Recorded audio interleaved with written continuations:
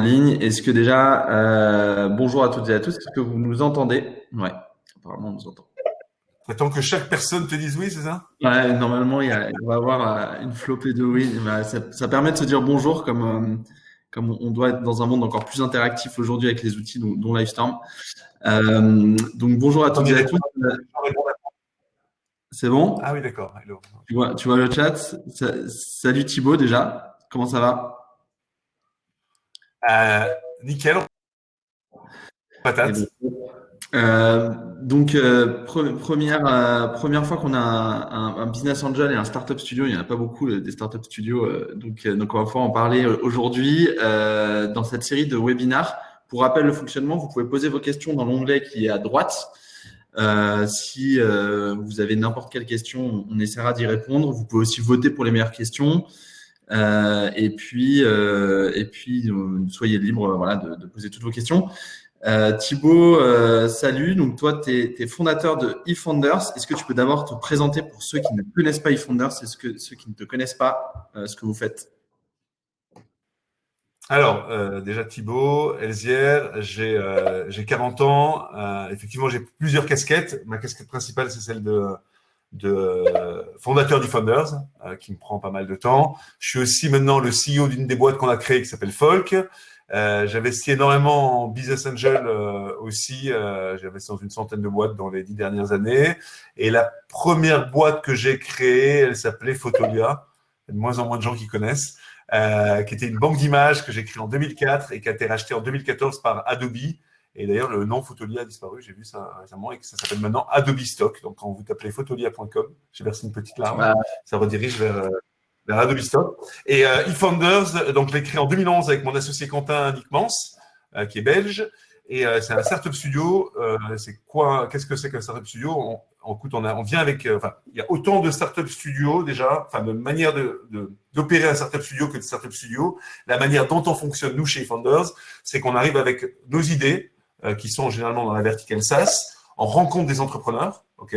Et dès que on trouve un entrepreneur ou une entrepreneuse qu'on aime bien et que cette personne aime bien notre projet, alors on décide de partir avec et on a 18 mois, ok, pour transformer l'idée qu'on a en une boîte complètement indépendante. Ça veut dire quoi? Ça veut dire construire un produit, ça veut dire construire une première traction et surtout construire une équipe de 10 à 15 personnes. À ce moment-là, la boîte est, je dirais, prête à être indépendante. À ce moment-là, on lève de l'argent. Il y a généralement un VC qui rentre et on fait un premier seed. Et cet argent va permettre de rendre la boîte financièrement, donc opérationnellement indépendante. On l'a fait, on a monté 25 boîtes jusqu'à maintenant.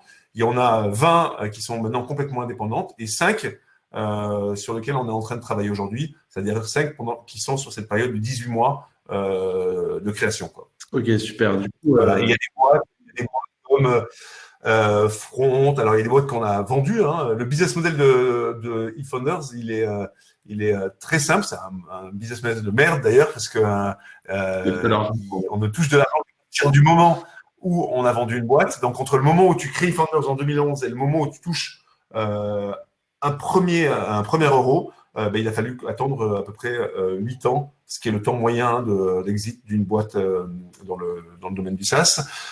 Du coup, on a fait quelques exits, Mailjet, Mention, Textmaster, et on a encore des grosses boîtes dans le portfolio type Aircall, type Front, type Spendesk, et pas mal d'autres qui arrivent, quoi. Voilà. ça me permet de te poser une première question. Je me souviens d'un tweet que tu avais partagé et qui était une tendance qui commençait à émerger sur le fait que les BA des premiers tours commençaient à avoir des options de sortie sur les tours suivants des startups à partir de la série B, par exemple, ou série A, même des grosses séries A. Est-ce que c'est le cas aussi pour eFounders d'avoir eu des propositions ou d'avoir fait des sorties partielles sur des boîtes qui ont levé beaucoup chez vous, Front ou autre Alors, on l'a jamais fait. On l'a jamais fait parce que notre optique, on est un peu dans une optique fondateur, hein, c'est-à-dire qu'on a créé la boîte et on a envie de rester jusqu'au bout.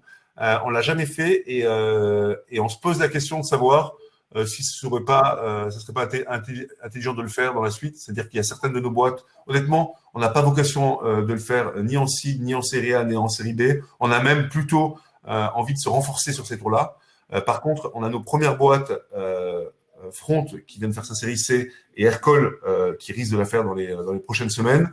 Et on a des opportunités. On y réfléchit. C'est pas forcément dans notre philosophie, mais quand en fait, quand tu as un portfolio de boîtes et qu'il y a une de ces boîtes qui représente une trop grosse partie de ta valeur, ça peut avoir du sens de vendre une petite partie pour réinvestir dans les autres boîtes, quoi, tu vois. Donc, on y réfléchit. C'est une manière je dirais, d'administrer nos liquidités. Pour l'instant, on n'en a pas encore, donc on n'a pas cette problématique, mais ça va se rencontrer. Et pour parler de la tendance, donc ça se passe à chaque tour à partir de la série B en tant que business. Alors, c'est arrivé effectivement pour les business angels de plus en plus tôt, c'est-à-dire qu'avant, ça arrivait plutôt en série B, série C. Je l'ai déjà vu sur la série A récemment. Alors, c'était l'époque après Covid. Maintenant, je ne sais pas trop ce qui va se passer dans la suite des événements. Et chez eFounders, à partir de la série B ou de la série C, on a toujours eu des propositions, soit à chaque tour d'investissement, soit un peu de manière sauvage. C'est-à-dire qu'il y a pas mal de fonds de secondaires qui sont en train de s'organiser, qui rachètent des parts aux actionnaires des boîtes, ça peut être des anciens employés qui ont des stock options, ou ça peut être des business angels ou des investisseurs comme nous, pour après les revendre à d'autres investisseurs, quoi. Donc, on a tout le temps et constamment des emails de gens qui font du secondaire et qui veulent nous racheter des parts d'Aircall, des parts de Front, etc. C'est pas la philosophie du tout aujourd'hui, donc on succombe pas à ça, mais on pourrait un jour le faire. Écoute, ça va être intéressant. D'ailleurs, on parlait hier avec un invest qui parlait aussi de l'application des clauses dans les pactes post-série A, série B, notamment les liquid pref ou les ratchets, qui soi-disant, c'est jamais trop utilisé dans les boîtes en croissance, mais peut-être que des entrepreneurs vont commencer à recevoir des propositions de rachat à bas coût pendant la période. Et est-ce que ces clauses vont se voir appliquer et mettre en danger les fondateurs qui ont une valorisation inférieure ou très similaire au dernier tour de table en cas de rachat dans ces prochains mois?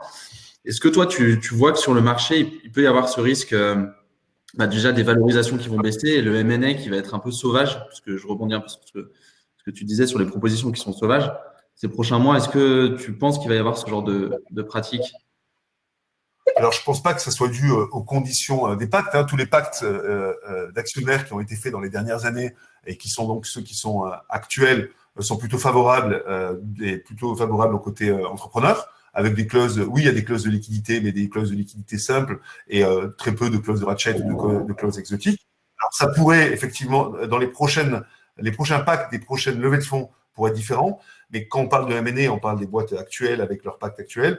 Et oui, il pourrait y avoir des opportunités ou des downturns, c'est-à-dire des downrounds, des boîtes qui lèvent pour une valorisation moins élevée que la valorisation précédente et du coup qui vont se poser la question, quitte à lever pour moins cher que la dernière valo de vendre leur boîte. Mais je dirais que tout le monde est dans le même bain et que ça peut être des opportunités. Je veux dire, imaginons que tout le monde ne va pas perdre de l'argent et vu que les pactes d'actionnaires étaient cléments jusqu'à maintenant, même s'il y a un down round sur une boîte, il est tout à fait possible que ça ne bénéficie pas qu'aux investisseurs et que les entrepreneurs tu vois. Mais je pense qu'il y a pas mal. On dit qu'aujourd'hui, les valorisations en seed ont diminué de 40 à 50%. Et on dit aussi que les boîtes plus élevées, qui font plus matures, qui font des séries B et séries C, lèvent, ou celles qui ont besoin d'argent, font un bridge, donc c'est-à-dire font une prolongation de la levée de fonds qu'ils ont faite quelques mois auparavant, et que la valeur d'aujourd'hui, c'est la valeur pré-monnaie du tour d'avant, quoi. C'est-à-dire comme si la boîte n'avait pas levé l'argent qu'elle a dans son portefeuille. Ouais. Et ça va exister, ça va se faire. Nous, on n'a pas encore eu vraiment de gros problèmes sur eFounders sur notre portfolio, mais sur une des boîtes dont je ne peux pas révéler le nom aujourd'hui, on est en train de faire une grosse levée de fonds et on a commencé les négociations juste avant le Covid, c'est-à-dire on a commencé, début février, sur une grosse valo et finalement on a levé en mars sur une valo bien moins importante. Du coup, ce qu'on va faire, c'est qu'on va lever beaucoup moins d'argent pour pouvoir avoir une dilution pas trop importante et du coup lever exactement l'argent dont on a besoin pour aller à la prochaine étape, je dirais post-Covid, et pouvoir retrouver des conditions avec des conditions du marché qui sont favorables. Ouais, c'est à peu près, je pense, la pratique générale qui s'opère sur les boîtes qui étaient en phase de levée, un petit correctif de besoin de financement, de valo.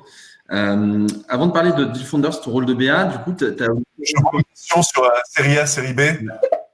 Juste pour expliquer en 2 secondes, on on appelle à chaque tour de financement d'une startup, on nomme les tours de financement. Le premier, c'est ce qu'on appelle un tour de seed. Le deuxième, ça peut être ce qu'on appellera une série A, une série B, et ainsi de suite, quoi, jusqu'à une éventuelle sortie ou une IPO. Quoi. Yes. On répondra aux questions progressivement. Après, je peux mettre des liens aussi. On peut mettre des liens dans les réponses. C'est très bien fait.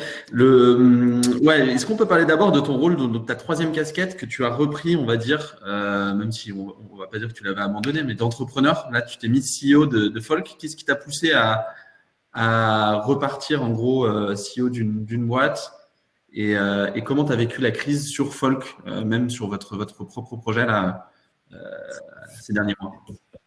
Écoute, alors la casquette d'entrepreneur, je l'avais pas perdue. Honnêtement, ce que je fais aujourd'hui sur Folk, c'est ce que j'ai fait exactement dans toutes les 25 boîtes Defenders qu'on a créées.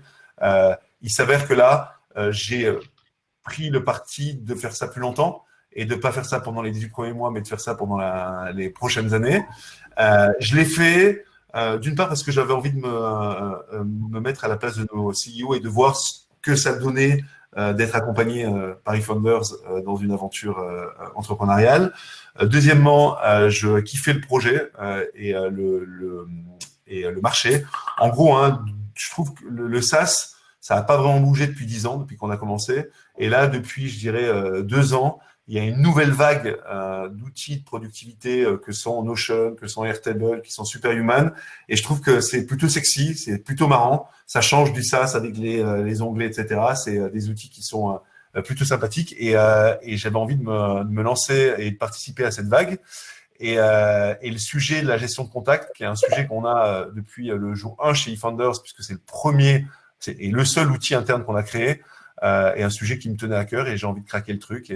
Et c'est franchement hyper cool, quoi. C'est-à-dire que je fais exactement ce que j'ai fait dans toutes les boîtes qu'on a créées, mais plus ça va, moins en fait, quand on crée une boîte chez eFounders, à la fin, c'est les entrepreneurs avec qui on travaille et c'est le CEO qui prend les décisions finales, quoi, tu vois. Donc, c'est comme ça que ça marche. La philosophie d'eFounders est ce qui fait que les boîtes deviennent complètement indépendantes et créent leur propre culture et leur propre ADN. Mais du côté d'eFounders, et pour moi particulièrement, c'est parfois frustrant, quoi, tu vois. Ouais. C'est-à-dire que, évidemment que le produit, il va pas exactement dans le sens que j'imaginais. Évidemment que pour des recrutements, moi je donne mon avis, mais le dernier mot incombe à l'équipe fondatrice. Et là, du coup, c'est moi qui prends la décision. Et si ça fonctionne pas, je serai aussi responsable et je pourrais pas remettre la faute sur quelqu'un d'autre, quoi, tu vois. Ouais. Parfois, c'est tentant. Quand tu crées une boîte chez eFounders et qu'elle a passé 18 mois et que ça marche pas aussi bien que ce que tu voulais, de dire c'est la faute des fondateurs, mais là, je n'aurai pas le choix, quoi. Tu vois, ce sera ma faute et la faute de mes confrères. Après, il y a des boîtes qui vont pouvoir dire c'est la faute à la crise. D'ailleurs, on disait qu'il n'y a pas meilleure période pour se lancer, tenter tout, parce que au moins il y aura un bon responsable, ce sera la crise, donc il vaut mieux se lâcher et tenter toutes les idées. Est-ce que justement il y a la crise sur Folk, là, vous avez revu vos plans, réfléchi à un lancement différé, à un product market fit différent, à un pricing différent? Comment vous avez vécu? Écoute, on n'a pas encore lancé le produit, donc honnêtement, pour toutes les boîtes qui sont en lancement ou très tôt avec une toute petite équipe et qui sont dans la partie, je dirais, build, construction de la boîte, la crise va les affecter beaucoup moins que les gros mammouths qui consomment, qui font certes du chiffre, mais qui consomment et qui brûlent beaucoup d'argent, quoi, tu vois. Donc nous, chez Folk, on a une toute petite équipe, on est 7. On a levé un petit peu d'argent en safe, c'est pas encore annoncé, etc. Mais assez de quoi de tenir encore 12 à 18 mois. Et on est un peu la tête dans le guidon à construire notre produit et on comptait pas de toute façon la relever avant quelques mois. Donc, je dirais pas que ça tombe bien, mais ça change vraiment pas notre quotidien. Et de manière générale, sur eFounders, c'est deux choses. C'est le portfolio de boîtes qu'on a créé. Et ces boîtes-là sont complètement indépendantes. Et nous, on doit gérer un peu ce portfolio pour savoir aux différentes levées de fonds si on va suivre. On est board member aussi de ces boîtes, donc on est en contact avec les entrepreneurs. Et après, il y a vraiment le noyau de eFounders. Et il y a quelqu'un qui demandait combien on était de personnes, qui est à peu près une quarantaine de personnes chez eFounders. Il y a la core team, donc à peu près 11 personnes, qui est l'équipe mutualisée entre les différents projets. Et je dirais les 29 personnes qui restent, c'est les personnes qui appartiennent aux différents projets qu'on est en train de construire. Donc, et sur cette partie-là, eFounders à proprement parler, on est en train vraiment de construire des boîtes. On est au tout début. Donc, c'est assez flippant, mais la crise a vraiment rien changé, quoi. Ouais. En faisant nos product committee, on a généralement des listes des grosses listes de pilotes qui attendent pour être onboardés sur le produit. On les onboard au fur et à mesure. On se pose pas. On a, pour la plupart des boîtes, déjà levé de l'argent, c'est-à-dire fait des premiers un premier seed. Et donc, la problématique se pose pas du tout.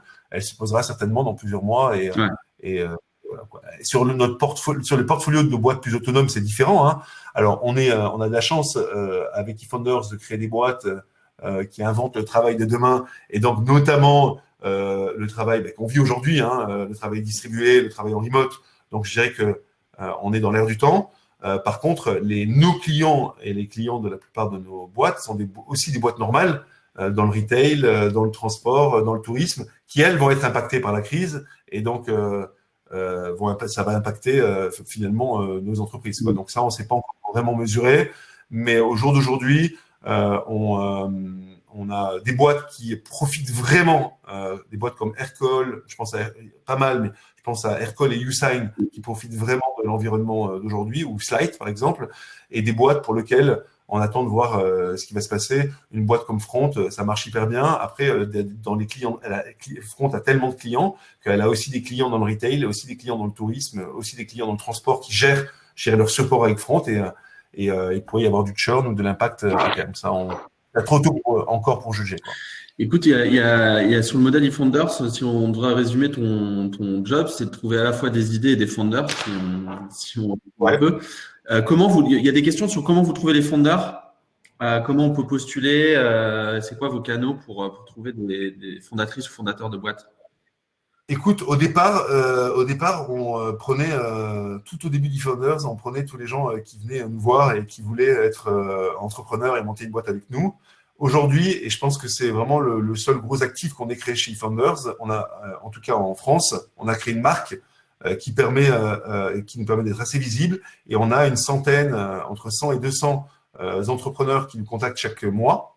Et parmi ces gens-là, moi, j'en rencontre à peu près une trentaine. Des entrepreneuses et des entrepreneurs à qui je vais pitcher les projets, quoi. Et c'est vraiment, on essaye de pas aller chercher les gens, on essaie vraiment de faire en sorte que les gens viennent chez nous, nous voir, parce que je pense que contrairement à la recherche d'un employé, la démarche entrepreneuriale, elle doit venir de l'entrepreneur lui-même, quoi. Donc, et honnêtement, ça marche vraiment comme de manière assez organique. Imaginons que, Adrien, que tu veuilles lancer une boîte, on te dit, ah tiens, tu devrais aller boire un café avec Julie, elle a une super idée dans le domaine de l'investissement en ligne, etc. Allez papoter ensemble. Ben, les entrepreneurs, ils viennent chez nous exactement de la même manière, avec le même état d'esprit. Et d'ailleurs, moi, la première question que je demande, généralement, c'est quelles sont tes idées, t'en es où, tu veux lancer quoi? Et généralement, vu que j'investis pas mal en Business Angel, si je trouve que l'idée que l'entrepreneur A est top, je lui dis go, vas-y, fais ça de ton côté, et voilà, quoi. Et les qualités, je dirais que ça se fait pas mal à l'intuition, hein, savoir avec qui on veut travailler. Mais nous, on cherche à la fois des entrepreneurs qui seront là, qui seront les bonnes personnes pendant les 18 premiers mois, où on va bootstrapper, où il va falloir beaucoup d'énergie, beaucoup de passion pour pouvoir convaincre tout le monde d'avancer.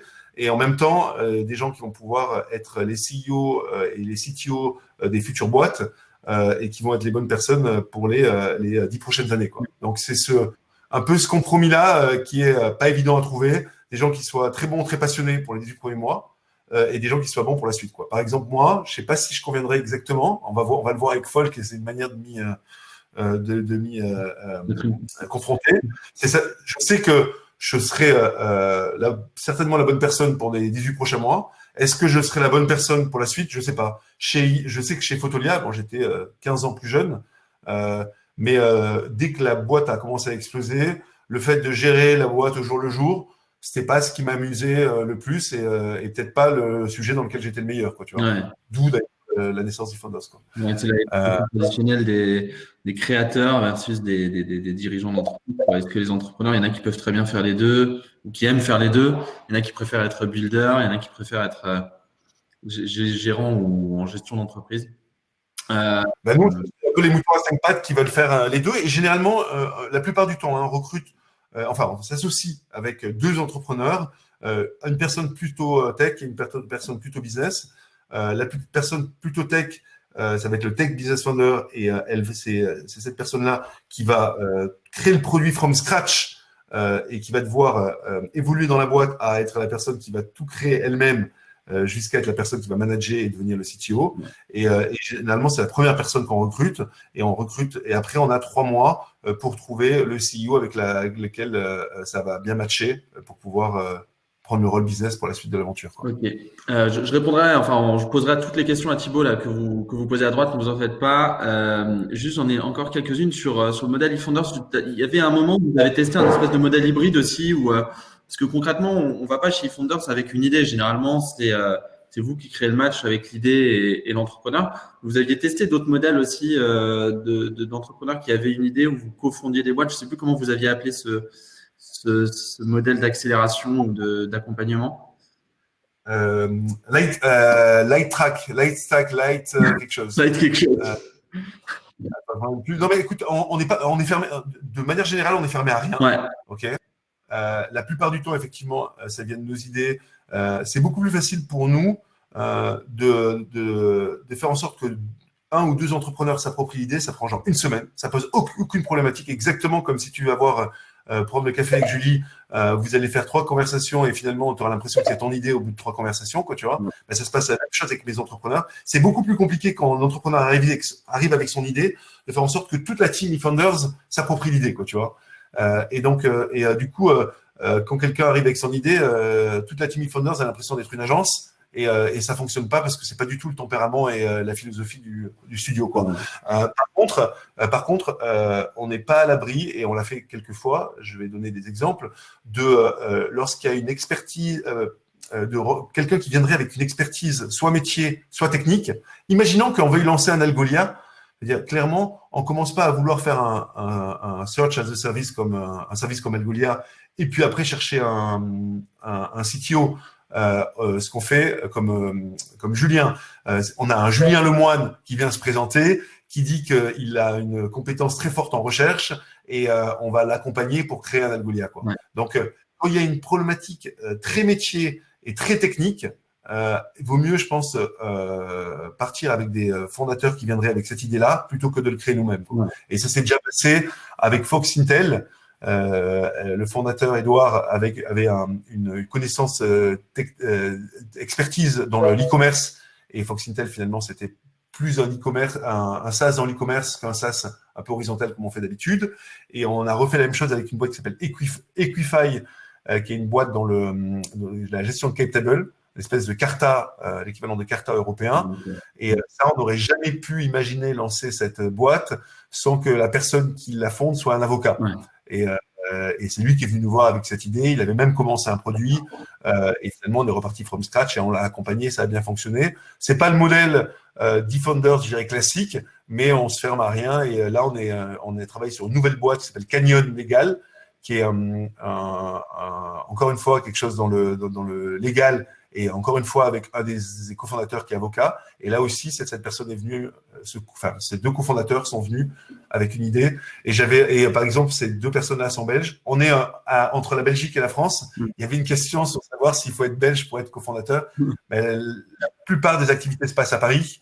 Et la plupart des cofondateurs des boîtes sont français, quoi. Bon, après, c'est bien de le mettre en avant puisque vous êtes franco-belge. Il y a toujours des questions sur les fondateurs et les fondatrices qui viennent vous voir. Ouais. Est-ce que déjà, ça vous est arrivé de vous planter et comment tu fais un backup pour changer une fondatrice ou un fondateur d'une boîte dans laquelle vous avez déjà bossé 18 ou 24 mois? Ben, c'est l'enfer quand ça doit se passer. Ça s'est passé plein de fois, et notamment au début d'eFounders. Ça s'est pas passé, je dirais, récemment. Mais au début d'eFounders, on prenait un petit peu les entrepreneurs qui voulaient travailler avec nous et c'était alors je vais pas leur jeter la pierre, hein, mais c'était des profils d'entrepreneurs très comme moi, très starter et qui étaient les très bonnes personnes pour les 18 premiers mois et pas peut-être les bonnes personnes pour scaler. Donc, il nous est arrivé de devoir changer les entrepreneurs. Et c'est vraiment pas ce qu'on a envie de faire. Ça met la boîte, ça remet tout en péril. Ça va créer beaucoup de risques. Et on l'a fait. Et en l'occurrence, pour Textmaster et pour Mention, on a changé le CEO. en mettant un nouveau CEO alors que la boîte avait 2-3 ans. Et honnêtement, si on peut l'éviter, c'est pour ça qu'on fait attention de recruter les bonnes personnes dès le départ, enfin, de s'associer. J'ai tout le temps recruté, mais c'est s'associer. Vraiment, on cherche pas des employés, on cherche des vrais entrepreneurs, et de s'associer avec les bonnes personnes pour que ça dure sur le plus long terme et qu'on n'ait pas à faire ça. Et honnêtement, moi, je suis hyper fier depuis quelques années des entrepreneurs avec lesquels on s'est associé. Et il y a beaucoup de gens qui se posent la question de savoir… Il y a beaucoup de gens qui associent l'entrepreneuriat à l'idée. Et donc, du coup, qui se posent la question de savoir si les entrepreneurs qui viennent nous voir sont des vrais entrepreneurs. Voilà, les entrepreneurs Defenders sont des vrais entrepreneurs. Et je réponds souvent deux choses. Je réponds que quand, par exemple, tu as deux personnes qui viennent te voir avec une idée, bah, l'idée, elle n'est pas née d'un coup des deux en même temps, comme l'Immaculée Conception, elle est souvent venue de l'un et l'autre se l'est appropriée. Donc, dans la vraie vie, en fait, quand tu rencontres trois personnes, tu dis pas lequel de vous est le plus entrepreneur, lequel a eu l'idée en premier, d'une part. Et d'autre part, je ne me rappelle plus ce que je voulais dire, mais projet aussi. Mais oui, il suffit de regarder un petit peu, je trouve, quand on doute de quelque chose, ce qu'il faut regarder, c'est l'historique, quoi. Et quand on regarde l'historique des Founders, je pense qu'on ne peut pas se poser la question de savoir si Mathilde Colin Lefronte, Olivier Payès, Rodolphe de Spendesk, Christophe Pasquet-Slight, personne ne remettra en question que c'est des excellents et des incroyables entrepreneurs. Ouais. Donc voilà. Est-ce qu'ils ont des similitudes, des similarités que tu as détectées qui fait que ça marche à chaque fois, ou est-ce que c'est vraiment chaque porteur de projet est différent par rapport au projet? Alors, on a des gens qui viennent de tous les horizons. Par contre, c'est vrai que ce qu'on trouve en commun dans les entrepreneurs, c'est un peu une espèce un peu des gens passionnés, des gens qui arrivent à transmettre leur passion. Alors, on n'a pas envie d'avoir des vendeurs et des commerciaux Xerox qui vendent des photocopieuses et qui sont capables extravertis, qui sont capables de se mettre sur la table et de faire danser une salle. Non, on a besoin de gens qui en parlant, savent transmettre leur passion parce que c'est hyper important et qu'il s'agit de faire ça quand on crée une boîte. Il s'agit de transmettre sa passion à ses employés. Il s'agit de transmettre sa passion à ses investisseurs. Il s'agit de transmettre sa passion à ses clients. Il s'agit de transmettre sa passion à la presse. Et que pour moi, c'est un sujet hyper important. Il y a ça. Et il y a aussi une espèce moi j'appelle ça un optimisme naïf. C'est toujours voir le bon côté des choses, un peu naïvement. Hein, et moi, je jette la pierre à personne parce que je suis le premier, d'être capable de gommer les parties négatives et de voir que le bon côté. En gros, quand je pitch une idée à un vrai entrepreneur, il ne me parle jamais des problèmes qu'il voit, il s'enthousiasme juste des trucs positifs qu'il a rencontrés. Et après coup, il se pose la question de savoir s'il y a d'autres problématiques. Il y a d'autres profils, par exemple, et sans leur jeter la pierre, parce qu'on a finalement travaillé avec pas mal de consultants, et mon associé est consultant, plus pas mal des partenaires de chez Founders. Mais quand on pitch une idée nouvelle à un consultant, la réaction première, c'est de voir les problématiques et de spotter les problèmes, quoi.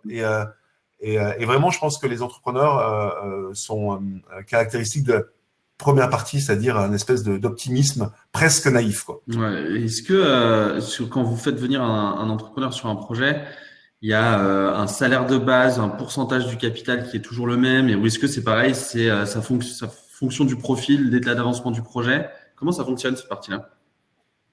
Alors, nous, on a pris le parti pris de payer les entrepreneurs s'ils avaient besoin d'être payés pour donner une chance à n'importe qui et pas que aux jeunes de 23 ans. Moi, quand j'ai lancé ma boîte, j'avais 23 ans, j'avais pas une thune, mais finalement, je dépensais pas beaucoup. Et donc, du coup, j'ai pu tenir. Puis, j'ai rencontré des business angels qui m'ont payé un tout petit salaire. Et ça a changé complètement ma vie. J'étais plus dépendant de personne et j'ai pu me focus à 100%. Et j'ai envie que ça soit la même chose que l'entrepreneur, elle ait 20 ans ou 50 ans. Quoi. Et du coup, on a défini une notion de minimum viable salary où on va voir, dépendant de l'argent dont la personne a besoin pour tenir, pendant les, je dirais, 9-18 mois jusqu'à qu'on lève vraiment de l'argent et qu'elle puisse se payer un salaire de marché. Enfin, salaire de marché. Quand on lève de l'argent et qu'on est fondeur, on touche jamais le salaire qu'on avait avant, mais on touche un salaire et donc, du coup, on définit ça et ça peut être quelques milliers d'euros que touche chaque fondateur par mois pour pouvoir justement vivre dignement et continuer à avoir le train de vie qu'ils avaient à l'époque. Après, les gens sont pas là pour le salaire. l'esprit entrepreneur, c'est aussi de prendre des risques et de se mettre un peu à poil. Et donc, ça fait partie du. C'est important que ce salaire soit pas confortable non plus, quoi. Ouais. Et par rapport aux parts, généralement, ce qu'on fait, c'est que on donne la moitié du capital aux deux cofondateurs. Donc, les cofondateurs se retrouvent avec 50% du capital avant la première levée de fonds externe. OK. Vu qu'on injecte entre l'idée, c'est que les entrepreneurs, enfin les fondateurs chez Founders, se retrouvent avec autant de parts, OK, qui se seraient retrouvés s'ils avaient lancé une boîte avec 3 personnes. OK. En gros, si on ne donne pas autant de parts à un entrepreneur que ce qu'il aurait eu s'il avait lancé la boîte de manière, je dirais, organique et normale, on n'aura jamais les meilleurs entrepreneurs. Si on n'a pas les meilleurs entrepreneurs, on ne fera pas les meilleures boîtes, quoi. Donc, on a trouvé un système qui fait que, à la fin, quand on monte une boîte normale, imaginons qu'il y ait 3 fondateurs, on a un tiers, un tiers, un tiers. Après, on lève un précide. Par exemple, on lève, je sais pas moi, entre 500 000 et 1 million d'euros sur une valeur de 3-4 millions, ce qui aujourd'hui serait encore peu. Du coup, tout le monde se dilue de 25%. Donc, dans une boîte classique, avant de faire un gros seed, par exemple, avant de lever 3 millions, ce qui est le cas chez eFounders, qu'on on est prêt à sortir, il y a 25% pour eFounders, 25% pour chacun des cofondateurs, plus 25% pour le seed investors. Et nous, chez eFounders, on prend la position du seed investors, de celui qui a financé la boîte, jusqu'à la levée externe, et 25% en tant que troisième cofondateur, quoi. Ouais. Est-ce que on va parler un petit peu maintenant des idées. Comment tu vas les chercher? Là, je sais que vous aviez, il y avait des idées, des questions pour des gens qui ont déjà entendu un peu de tes podcasts justement sur le fait que vous vouliez depuis quelques années déjà travailler sur le concept de lancer un CRM parce que tout le monde un peu est toujours un peu déçu de son CRM, que ce soit HubSpot, Salesforce, etc. Il y a toujours des éléments de déception. Est-ce que c'est toujours un projet sur lequel vous êtes? Et puis, est-ce que tu as des nouvelles idées qui sont nées là de ce dernier mois en disant il y a plein de trucs à faire pendant la crise, faut qu'on réfléchisse à telle et telle idée, quoi. Comment tu nurtures les idées Pour le CRM, écoute, le CRM, hein, dans le SaaS, c'est la moitié du marché, quoi. Donc, et la moitié des boîtes sont ce qu'on appelle centric, et donc leur logiciel de base, c'est le CRM. Donc, c'est effectivement tentant de faire le CRM, mais pour l'instant, et comme on a l'idée, on sait ce qu'on veut faire, on sait ce qu'on veut faire. Pardon, c'est bon. J'ai pas mis mon téléphone devant.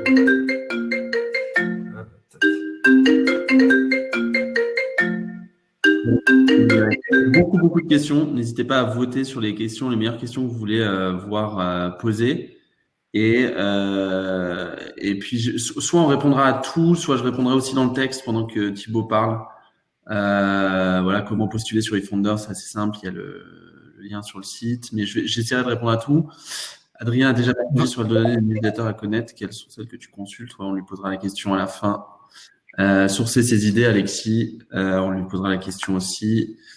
Et puis son rôle de BA, Marie, j'ai vu que tu avais posé des questions, on va en parler après, puisque Thibaut est un des super business angels français avec, il fait partie du top 20 des business angels les plus actifs. Donc on posera toutes ces questions-là. Si vous regardez les listes des questions, il y en a peut-être votre question est déjà posée avant.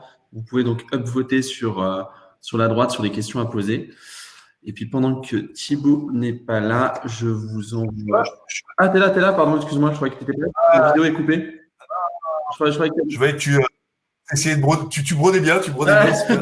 En mode, il n'y a plus la webcam. La vidéo est coupée, je sais pas pourquoi. Attends, comment ça se fait? Toute note disturb. Attends, 2 secondes, je comprends pas pourquoi la vidéo s'est coupée. Je croyais que c'était toi qui l'avais coupée, justement. Non. Ça, je crois que la webcam. tu prenais ton call, donc nos soucis, mais juste la vidéo, c'est frisé. Mais bon, bah, écoute. Attends, je vais relancer, je vais faire un contrôle R. Vas-y. On va tenter. On va broder maintenant une position du live. Et puis, on va parler justement de l'économie, de l'impact, et surtout de ce que ressent Thibaut sur l'impact de la crise. Donc, on va les questions qui peuvent vous aider à à avoir des Voilà. feedbacks de quelqu'un de voilà, super, super expérimenté. Attends, donc je pose la question sur le CRM rapidement. On a spoté le problème, on voit les problématiques qu'il y a, mais on n'a pas encore trouvé la solution. Et en gros, pour nous, une idée, c'est un problème qu'on spot. Il y a beaucoup de gens qui limitent, qui pensent qu'une idée, c'est juste le problème. Et pour nous, l'idée, c'est le problème et la solution à ce problème-là et la manière d'arriver sur le marché. En gros, pour le CRM, on a la problématique, et la problématique, tout le monde la connaît, hein, plus ou moins, tout le monde est frustré de son CRM. Est-ce que c'est pas dû au genre CRM en particulier? Est-ce que c'est dû vraiment au logiciel qu'on utilise? Ça, c'est une bonne question, mais on voit des problèmes qu'on pourrait régler. On a quelques solutions. Ce qu'on ne sait pas, c'est comment arriver sur le marché, quoi. Aujourd'hui, c'est complexe, en imaginant créer un CRM, de pouvoir pénétrer le marché dans le sens où il y a des gros acteurs qui sont là. Et honnêtement, tant qu'on n'a pas trouvé une manière de rentrer intelligemment sur ce marché ou de manière différenciante, on le fera pas, quoi. C'est-à-dire, c'est pas amusant de rentrer frontalement avec n'importe qui. À chaque fois qu'on pense à un projet, on pense à la manière d'y rentrer un peu différemment et un peu de manière surprenante, quoi. Ouais.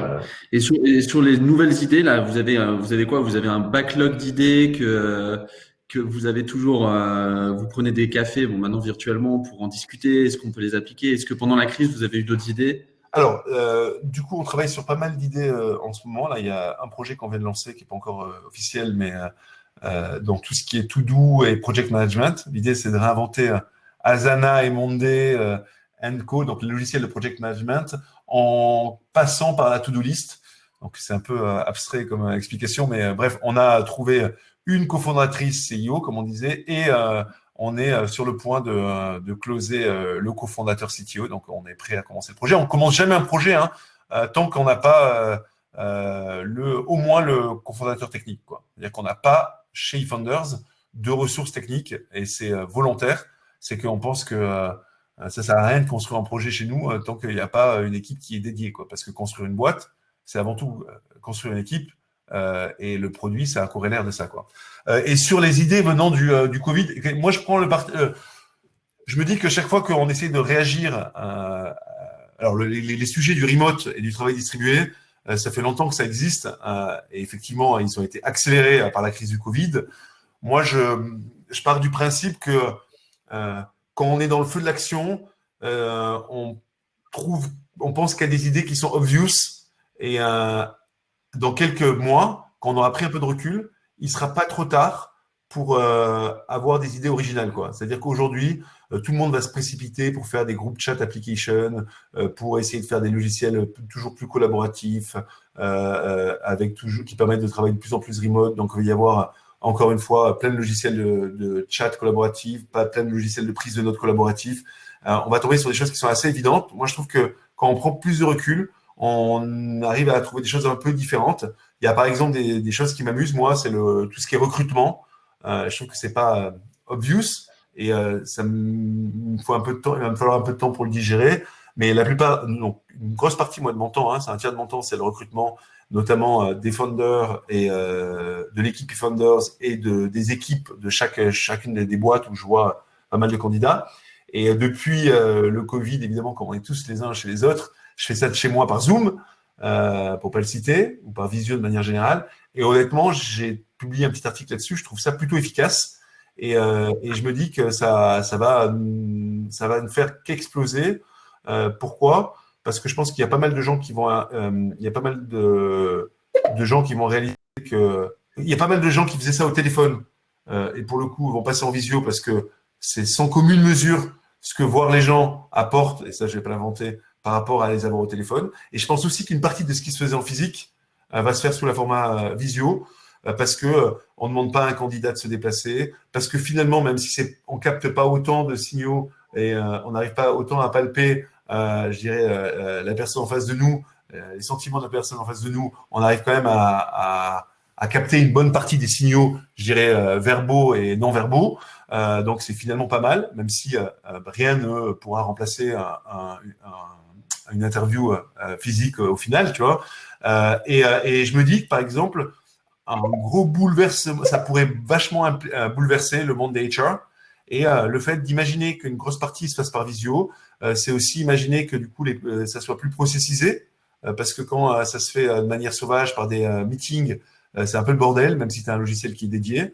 Tu pourrais imaginer avoir une liste de questions, tu pourrais imaginer, il faut voir les problèmes de privacy, mais enregistrer l'entretien pour, au lieu de faire faire un petit… Chaque fois qu'on fait un entretien avec un candidat, par exemple, on écrit une petite note qui va décrire ce qui s'est passé.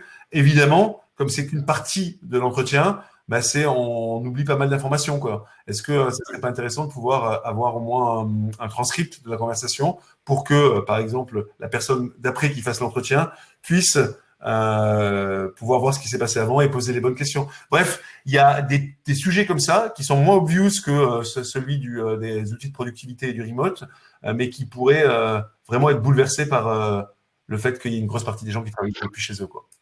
Ouais, et puis sur les boîtes qui sont assez jeunes chez vous, là, les nouveaux projets, vous allez recruter. Est-ce que tu vois ça comme une opportunité en ce moment, qu'il va y avoir pas mal potentiellement de bons profils aussi sur le marché, puisque certaines grosses startups vont moins recruter, voire vont se séparer de profils intéressants. Vous êtes à l'affût, vous regardez quoi, vous, pour recruter, comment vous recrutez dans les boîtes? Écoute, on n'est pas proactif pour l'instant sur ce sujet-là. On fait deux choses. Nous, on a pas mal d'inbound, donc des gens qui viennent nous voir. Là, on parle pas des founders, hein, on parle des 10 à 15 personnes qu'on va recruter sur les projets au départ. Comment ça se passe, hein? Généralement, on commence par le CTO, puis après le CEO, puis après un premier développeur, puis après un deuxième développeur, puis après une personne en charge qui va être le bras droit du CEO pour tout ce qui est business. Puis après, dépendant de la typologie des projets, ça va être soit encore des gens en développement, soit des gens du produit, soit des gens des sales, etc. Et tous ces gens-là, effectivement, on utilise la marque eFounders pour pouvoir après je dirais, leur présenter les différents projets. Il y a une partie de ces gens-là qui viennent nous voir et une autre partie qu'on chasse. Et il arrive que en liste, par exemple, s'il y a une boîte qu'on sait qui va disparaître, on contacte même proactivement le cofondateur de la boîte qui généralement va donner une liste des gens qui vont être qui vont plus avoir de boulot. Et là, on l'a pas fait encore. On l'a pas fait encore pour la crise parce qu'il y a enfin, moi, je connais pas vraiment de boîtes. Alors, il y a des sites comme Layoff aux États-Unis qui citent les boîtes qui virent une partie de leurs employés. En France, j'ai pas encore vu le même mouvement parce qu'il y a cette solution de chômage partiel. Et honnêtement, c'est très opportuniste et pas trop dans la philosophie pour le moment. Donc, écoute, Ouais. on n'a pas décidé de stopper les recrutements chez eFounders. Donc, on continue à recruter en tout cas pour les projets qu'on a en interne, en seed. Et on le fait de manière générale. Honnêtement, j'ai pas vu en tout cas de diminution dans le deal flow de candidats. Donc, on voit autant de candidats qu'avant. Par contre, ce que j'ai noté, c'est que grâce à Zoom, on est beaucoup plus efficace et beaucoup plus rapide sur les recrutements. C'est-à-dire que moi, je peux faire 20 interviews par semaine contre 10 à l'époque, quoi, tu vois. Ouais, ok. Très clair. Et sur justement le nombre d'idées et la taille, est-ce que tu penses que tu vas atteindre une taille critique un jour sur eFounders, sur le nombre de projets que toi tu peux aider, comme tu as aidé les premiers à chaque phase de seed, les 18 premiers mois, il y a un moment où il y a les très grosses boîtes, les 5-10 projets qui sont devenus très gros, ceux d'après, en fait, continuent à avoir besoin de toi. Est-ce que tu réussis à bien répartir ton temps, sachant qu'en plus, tu as ton temps d'investisseur en BA? Alors, je suis pas tout seul chez eFounders. Ouais, mais, On est toute une équipe et notamment, j'ai des associés. Moi, honnêtement, ce qui m'intéresse, c'est les 18 premiers mois. Après, je reste très proche des boîtes, mais le rôle de board member m'amuse pas, quoi. Et c'est un rôle qui convient davantage à Amaury et Quentin, qui sont mes deux associés. Et pour l'instant, ils se partagent toutes les board seats des boîtes qui sont plus matures chez eFounders, sachant qu'effectivement, ça va pas être scalable. Donc, pour l'instant, ils ont 5 à 10 boîtes chacun, 5 à 6 boîtes chacun, et ça fonctionne un petit peu comme dans un fonds de VC où les gens se partagent les boîtes du portfolio. Mais plus le nombre de boîtes va grossir, plus ils vont faire que ça et ils vont pas pouvoir faire autre chose. Donc, effectivement, la question se pose et aujourd'hui, on réfléchit à comment on va pouvoir scaler ça, c'est-à-dire pouvoir continuer à apporter à notre… Alors, les boîtes sont indépendantes, donc opérationnellement, elles n'ont plus besoin de nous. Mais en vérité, on se rend compte, d'une part, on doit faire bien notre rôle de board member, donc au moins apporter ce que les autres board members apportent, et qu'on a peut-être d'autres choses à leur apporter que les VC ne peuvent pas leur apporter. Et on réfléchit à comment s'organiser pour continuer à apporter du soutien, je dirais, après le spin-off, c'est-à-dire après le départ de la boîte de chez eFounders, quoi. Et ça, c'est une question effectivement du moment qu'on se posait pas à l'époque parce que c'était pas le sujet, mais qui, dans la problématique, commence à arriver, quoi. On peut parler un petit peu de l'impact de la crise. Vous avez des boîtes qui ont activé des mesures, chômage partiel, etc., qui sont des mesures défensives là, à court terme. Et est-ce qu'il y a des boîtes qui sont plus ou moins impactées? Parce que le modèle SaaS est quand même assez sauvegardé, on va dire, par rapport à certains secteurs d'activité aussi. Alors, Comment? comme je suis pas le board member des boîtes indépendantes, je connais pas le détail pour chacune de nos boîtes.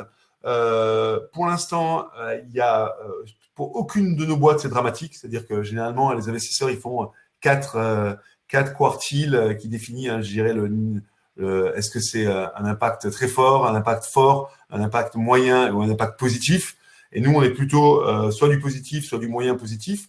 Quand je dis le positif, c'est que le fait de travailler en remote sert et bénéficie directement à la boîte. Ouais. YouSign, par exemple, dans la signature électronique. Je ne l'ai pas cité d'ailleurs, mais c'est un modèle un peu différent de ce qu'on a fait jusqu'à chez eFounders, puisqu'on on a racheté des parts d'investisseurs locaux qui avaient dans la boîte. Et donc, du coup, on est arrivé après 4 ans. Donc, c'est un modèle aussi alternatif, comme quoi on est fermé à rien. Et sur YouSign, par exemple, il y a eu un impact direct du Covid. Par exemple, toutes les professions type avocat, type notaire, du jour au lendemain, devaient continuer à avancer et faire signer leurs clients. Donc, elles se sont mis à la signature électronique. Ce qui est génial, hein, c'est que c'est un passage, honnêtement, continuer à signer les documents et à se déplacer pour signer les documents. Je trouve que c'est pour le coup, autant moi, je ne suis pas full software, full digitalisation, mais la signature papier, je trouve qu'elle n'a aucun sens. Elle est d'une part pas sécure et en plus d'autre part, elle n'est pas, c'est pas en tout cas ce que j'imagine être le futur. Donc, il y a des boîtes directement impactées et les boîtes que je dirais qui sont en mode moyennement impactées, c'est des boîtes qui ne vont pas être impactées directement pour le nouveau business, mais qui vont être impactées sur leur business, sur leurs clients actuels, parce qu'il y a un risque sur qu'une partie de leurs clients, eux, soient directement impactés, parce qu'ils sont dans des domaines très sensibles, notamment le retail, le transport et le tourisme, qui font que ces clients vont churner, c'est-à-dire qu'ils ne vont plus payer leur abonnement et potentiellement disparaître. Pour l'instant, on a, à ma connaissance, activé très peu de chômage partiel dans nos boîtes. Et sur le SaaS, tu dirais quoi à un entrepreneur qui est dans le SaaS aujourd'hui comme réflexe à prendre, genre de s'occuper d'abord de ses clients qu'il avait avant la crise, de les garder, de réfléchir à évoluer, faire évoluer son pricing ou son modèle de contractualisation. Tu as des choses comme ça que tu peux partager? Écoute, je pense que, et c'est un petit peu le message qu'on entend tout autour, hein, c'est rester très proche de ses clients, s'occuper peut-être encore un peu de la prospection, mais honnêtement, les clients, les nouveaux prospects sont moins à l'aise de contracter, pour le coup, des nouveaux contrats, enfin de contracter sur de nouveaux logiciels dans cette période de crise. Et donc, du coup, de toute façon, la prospection, ça va être compliqué pendant les 6 prochains mois. Du coup, autant faire en sorte de garder les clients actuels. Et du coup, pour moi, c'est se remettre à fond dans le produit. Et il y a des phases, hein, par exemple, je me rappelle chez Photolia, on avait tellement de croissance au niveau business que même si moi j'étais très fort produit et que c'était quelque chose qui m'amusait plus que le reste, ben, j'avais pas le temps de m'y consacrer. En imaginant qu'il y a eu un événement, alors il y a eu une crise par exemple en 2008, moi je l'ai même pas vu passer avec Photolia tellement c'était une crise financière loin de nous finalement. Mais c'est une bonne opportunité, je pense, pour se recentrer sur le produit parce que parfois on a tendance alors, on dit que c'est trop, que les gens s'y intéressent trop au départ d'une boîte, et puis plus les boîtes deviennent matures, plus finalement on perd l'intérêt du produit. Et je pense que c'est une bonne opportunité pour se recentrer sur le produit d'une part, et effectivement redoubler d'efforts sur tout ce qui est customer success et la gestion des clients actuels pour être sûr qu'il y ait le moins de churn possible et qu'ils soient le mieux servis et qu'il y ait le plus de valeur dégagée par le produit, quoi. Ok. Si on pose des petites questions sur ton rôle de BA, est-ce que tu as justement des boîtes qui t'ont sollicité en disant là c'est la cata, là on a besoin de toi, ou on a besoin de bridger avec nos investisseurs historiques. Est-ce que ça t'est arrivé? Et deuxième question, est-ce que tu vas continuer à investir? Tu vas réfléchir, tu vas attendre de voir un peu comment ça se passe? C'est quoi ton feeling sur tout ça? Alors, ma casquette d'investisseur, j'ai pas mal investi. J'ai investi dans une centaine de boîtes dans les 8 dernières années, dont beaucoup en fait récemment. Et du coup, je continue à investir en perso et j'ai créé un petit fonds aussi qui s'appelle Secret Fund avec quelques amis et on investit par ce fonds. Nous, là, ce qu'on s'est donné comme philosophie, c'est qu'on allait continuer à investir exactement de la même manière que ce qu'on avait investi avant la crise, euh, parce que de toute façon, il n'y a aucune raison qu'il y ait de moins bons projets, quoi. Donc, nous, on va continuer à investir et rien ne change. Ce qui se passe, et c'est un peu déplorable, c'est qu'on reçoit moins de dossiers. Et pourquoi on reçoit moins de dossiers? C'est effectivement que les entrepreneurs se disent que c'est peut-être pas le moment d'investir, enfin de lever de l'argent, ou que les conditions auxquelles ils vont lever là seront pas les meilleures conditions auxquelles ils pourraient lever, quoi. Ce que je comprends tout à fait avec ma casquette d'entrepreneur. Mais alors que tous les VC, je dirais, et tous les investisseurs auraient plus de temps que d'habitude pour voir beaucoup de dossiers, je trouve qu'on en reçoit beaucoup moins, quoi. Et, Ouais. euh, et c'est assez marrant. Euh, Honnêtement, moi, je j'ai pas envie de rentrer dans une. Et évidemment, hein, c'est un moment qui profite. Enfin, moi, je l'ai vu. Hein, il y a 3 semaines, 4 semaines, c'est-à-dire au début, une semaine après le début de la crise, il y a eu vraiment un shift de rapport de force entre les investisseurs et les entrepreneurs. Ouais, clairement. J'ai eu de la chance, moi, avec Folk et pas mal des boîtes de eFounders, d'avoir levé de l'argent juste avant. Du coup, là, je l'ai vécu avec ma casquette d'entrepreneur et ma casquette d'investisseur fait que effectivement, je le vois et que il y a eu par exemple le démo DYC, Y Combinator. Enfin, j'imagine que la plupart des gens connaissent, mais c'est l'incubateur à San Francisco. Ils ont fait leur démo D en ligne puisqu'il n'a pas pu se faire physiquement il y a 2-3 semaines. Et les valos qui sont généralement complètement délirantes, autour de plutôt entre 10 et 20 millions, étaient vraiment de moitié pour de vrai, quoi. Ça veut dire que il y a eu un impact. Alors, ça reste tout le temps, ça reste tout le temps très cher, mais moi, je suis pas. Enfin, moi, du coup, il y a des opportunités. Après, moi, depuis le début, que ce soit en perso ou à travers mon petit fonds, je trouve que la valorisation en seed, c'est pas du tout le sujet. Il y a des gens qui sont très sensibles parce que ça impacte leurs multiples. C'est-à-dire que quand je investis dans une boîte qui a une valorisation de 3 versus une boîte qui a une valorisation de 6, ben mon espérance de gain, elle est de facto divisée par 2. Moi, je trouve que à partir du moment où il y a une bonne équipe et que je crois au produit et au marché, je suis prêt à payer jusqu'à beaucoup et c'est pas le sujet, quoi. Je vais pas ne pas investir dans une boîte parce que la valo est trop importante. J'aurais trop fait d'erreurs jusqu'à maintenant et les boîtes dans lesquelles j'ai investi, je me suis jamais posé la question et je vois à posteriori que j'ai bien fait de me mettre pas poser la question, quoi, parce que les meilleurs une des meilleures boîtes sur lesquelles j'ai des meilleurs returns, c'était une des valos les plus importantes sur lesquelles j'ai investi, quoi, en seed, quoi. Il faut qu'elles aient toujours la capacité de relever derrière aussi, et que la valorisation soit pas trop bloquante pour les tours de table suivants, j'imagine aussi quand même. Il y a aussi un juste milieu à trouver, quoi. Écoute, moi je parle du principe qu'en seed, je veux dire, si tu n'arrives pas à lever en Serie A sur une valo plus importante que le tour d'avant, il faut que tu poses vraiment des questions sur savoir si tu dois continuer à l'avenir, quoi, tu vois. Donc, ça aussi, c'est pas un sujet qui m'intéresse. Si tu as levé sur une valo délirante en seed, c'est que tu veux faire, et là, chacun fait les business de la taille qu'il veut, mais un énorme business avec beaucoup d'ambition. Si en Serie A, il s'avère que tu te rends compte que tu te rends compte que tu es obligé de lever sur une valo moins élevée que ta valo de seed, ça veut pas dire que ton business est mort, mais ça veut dire que tu n'es pas sur la courbe que tu imaginais, quoi, tu vois. Donc, il faut te poser des questions si c'est quelque chose que tu avais vraiment envie de faire. Et moi, ça me dérangerait pas qu'un investisseur dit, écoute, tu as mis 100 000 euros dans la boîte, on n'est pas arrivé au bout de 18 mois aux objectifs qu'on voulait et on arrête et l'argent est perdu. Bah, écoute, ça fait partie du jeu, quoi, tu vois. Ouais. Est-ce que tu penses que le modèle de croissance des boîtes que vous fondez va être un petit peu impacté par le fait que les VC vont être un peu plus complexes à approcher ces prochains mois, puisque vous attendez aussi à ce que les boîtes derrière lèvent des séries A, etc. Ou est-ce que tu penses que non, il y a des liquidités sur le marché, les projets vont devoir montrer des fondamentaux plus solides, mais on va le faire et on. Nous, on a fait en sorte que toutes nos boîtes aient au moins 18 mois de runway. Ouais. Donc 18 mois pendant lesquels elles ont, quel que soit finalement le chiffre d'affaires qu'elles font. On part du principe que le chiffre d'affaires est bloqué, qu'elles ne vont pas faire moins, mais qu'elles ne vont pas faire davantage pendant les 18 premiers mois. Et on fait en sorte que la boîte ait assez de liquidité pour couvrir tous les coûts pendant ces 18 prochains mois. Okay, après, moi, je pense qu'aujourd'hui, les investisseurs sont ultra frileux. Mais d'une part, il y a toujours énormément d'argent dans les caisses. Hein. C'était la problématique à l'époque, enfin la problématique il y a 2 mois, c'était que les valeurs étaient trop importantes et parce que les investisseurs surenchérissaient tellement ils avaient d'argent. Cette logique, elle n'a pas changé. Les investisseurs ont autant d'argent qu'il y a 2 mois, ça c'est sûr et certain.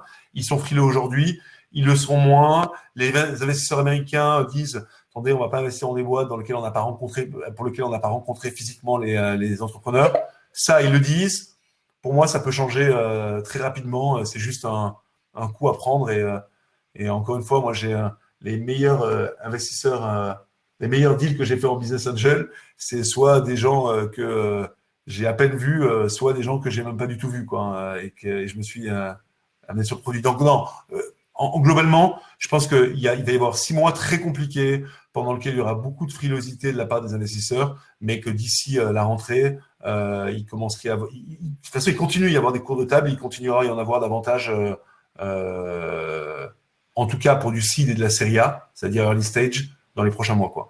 Ce qui est plus compliqué, les tours dont on entend parler aujourd'hui, hein, parce que si vous regardez TechCrunch, vous avez l'impression qu'on est exactement dans le même mood qu'il y a longtemps. C'est souvent des tours qui ont été closés il y a quelques mois et qui sont annoncés maintenant.